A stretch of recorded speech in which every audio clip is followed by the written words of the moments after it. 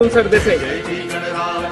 जो गणेश उत्सवाच्या मूर्त्यांचा विषय हा पर्यावरणाच्या पेक्षा प्रचंड मोठा व्यापक आहे आणि त्यामुळे केवळ पर्यावरणाच्या एका दृष्टिकोनातून याला पाहून चालणार नाही। अध्यक्ष महोदय, गणेश उत्सव जो मुंबईमध्ये साजरा केला जातो याला केवळ महाराष्ट्रात नाही, मला 2 मिनिटं मला बोलू द्या, संपूर्ण देशभरातनं नाही तर जगातनं लोक पाहायला येतात। आज ते का पाहायला येतात? कारण सुंदर सुंदर मोठ्या मोठ्या मूर्त्या या लालबाग परळमध्ये उभारल्या जातात। 2 मिनिटं मला बोलू द्या। आणि त्याकरता जर त्याला एकच पर्याय तो म्हणजे पीओपी। शाडूच्या मूर्त्या या एवढ्या मोठ्या आपण उभारू शकत नाहीत आणि त्याकरता नाही, मला माझा पॉइंटेड प्रश्न आहे।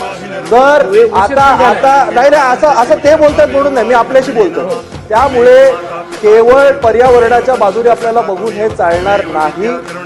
माझा एखादा कोणतरी जनहित याचिका दाखल करतो त्यावेळेला राज्य सरकारने का इंटरव्ह्यू केलं नाही हा माझा पहिला प्रश्न आहे। आपण चांगले वकील का दिले नाहीत?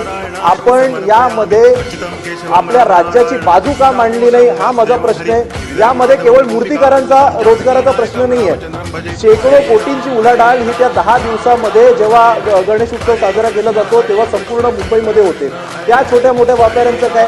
जेव्हा विसर्जन केलं जातं या पीओपीच्या मूर्तीचं लालबागच्या राजाचं विसर्जन केलं जातं, 24 तास ही मिरवणूक जेव्हा जाते तेव्हा करोडो लोक त्या मिरवणुकीमध्ये सहभागी होतात। हे पीओपीच्या मूर्तीशिवाय शक्य नाही आणि त्यामुळे काल जाऊन जे आश्वासन दिलं ते त्याच्याऐवजी सीपीसीबी कडे जाऊन का नाही दिलं? वर सुद्धा यांचंच सरकार आहे, खाली सुद्धा यांचंच सरकार आहे। आता आम्हाला असं बोलून उपयोग नाहीये। अध्यक्ष महोदय, माझा सरळ सोपा प्रश्न आहे, माझा सरळ सोपा प्रश्न आहे की आपल्याला पीओपीवर किती दिवस आपल्याला सण समारंभामध्ये आपण व्यत्यय का आणतोय? हा विषय अतिशय महत्वाचा आहे, हा विषय अतिशय महत्वाचा आहे, यावर मला उत्तर पाहिजे। मंत्री महोदय।